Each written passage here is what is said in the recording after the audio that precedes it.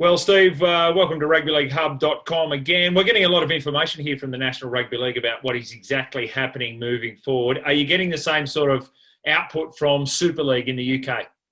No, definitely not, Jimmy. It's pretty quiet, and the RFL have really, led the way. Ralph Rimmer had a invite-only media briefing about a week ago, where he talked about complying with the government instructions. But as far as the clubs are meeting. The Super League clubs have had at least one meeting.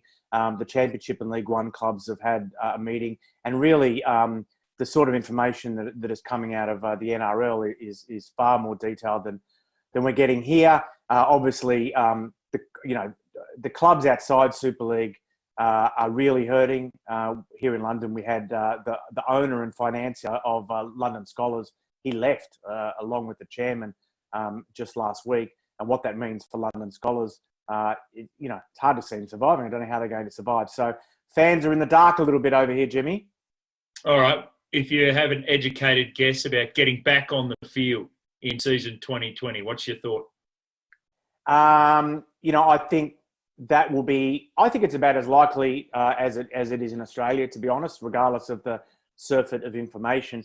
Certainly the clubs here rely a lot more on gate receipts than they do in Australia. They don't want to play behind closed doors. You would think, for instance, the Premier League, with all the money involved there in soccer, they would have continued behind closed doors if that was part of the culture here.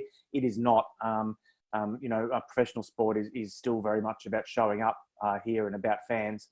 So I don't think they'll continue behind closed doors. So basically what I'm saying is if the UK and Australian governments give similar advice, I think you'll see, and the NRL will kick off behind closed doors, then rugby league in this country will remain shut down until fans can come in. Well, Steve, you wrote on rugbyleaguehub.com just a day ago about this could be 1997 all over again. Has that changed with what's happened of late for the National Rugby League, or do you still believe that's a possibility?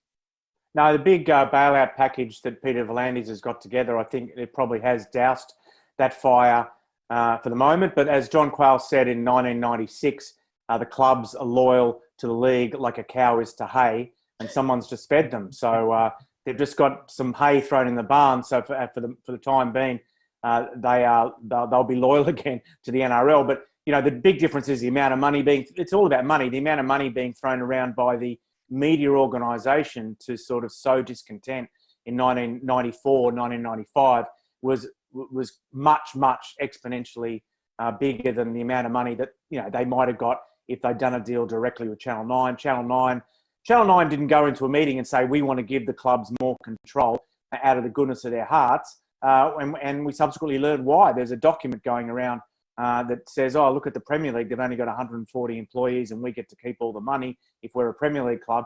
But the big difference is, Jimmy, that the Premier League doesn't run soccer in England.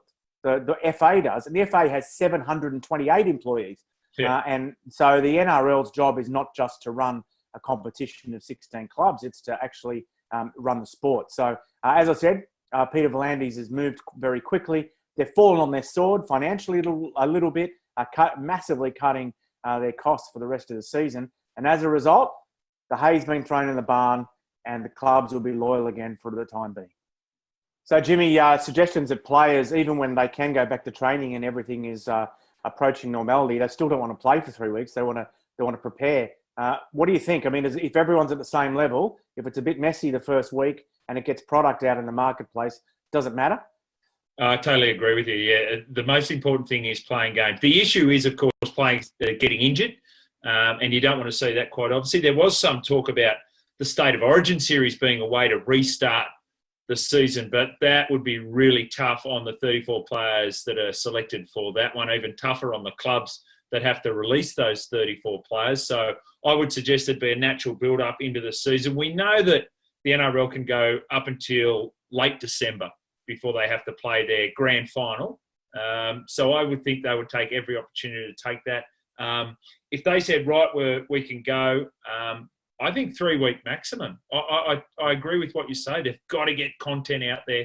We've already seen Channel 9 and Fox say, hey, we're not paying you on April 1, and that's going to be devastating, possibly eased by the recovery package that we've heard about today. But the quicker they get players out there, the better. Well, Steve, one of the things that COVID-19 has done is caused the rationalisation, and certainly it's happening in sport, most definitely in rugby league, and it looks like that might be the case for the game in the north of England. Yeah, obviously, it's tough times over here. I did see someone say that at least we're rugby union and the NRL are in a worse position, so we could take some solace in that. I think after the bailout from Peter V'landys, we can now say the NRL are not in a worse position. And obviously the sport isn't very wealthy here. And I see in the Daily Mail, my colleague Ross Heppenstall, he wrote a story with Richard Kramer, who's a very well-respected sports lawyer. He said that Super League and the RFL have to get back together because they can't both individually go to the government and ask to be bailed out.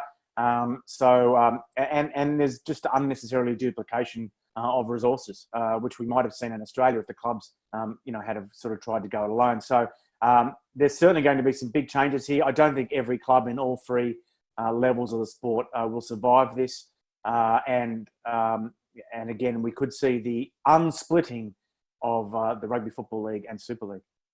What was the response from the press, from the public, of the call from Super League and the RFL for government monies? I know Peter V'landys was heavily criticised by both sections when he did it here in Australia. Because most of the public weren't even aware of the request, because the sport is much smaller and it's a regional thing here. I think the people who were aware of the request were rugby league fans and they were cheering, and the people who weren't were just blissfully unaware. So there was certainly no outcry. And also it was very gentle. It was just like, we are going to need help. But one of the things that came up and we wrote about this on the website too, Jimmy, one of the things that came up in the World Cup media conference, which is obviously digital, like we're talking now, was that, there's a huge amount of money that is dedicated and committed to the World Cup. And John Dutton, the CEO of the World Cup, was asked, what if the government takes it back? What if they say, well, this money that we've committed to the World Cup, we want to use it to bail out rugby league? And John Dutton said that could happen, but he didn't think it would. He said most of the money had already been allocated, although only something like 7% had been spent. And he was hopeful that the money that still that was allocated for the World Cup will still be given to the World Cup. But he said if we have to cut our cloth according to the times, we will. But that is a big concern in a sport like rugby league in this country, that Peter could be robbed to pay Paul.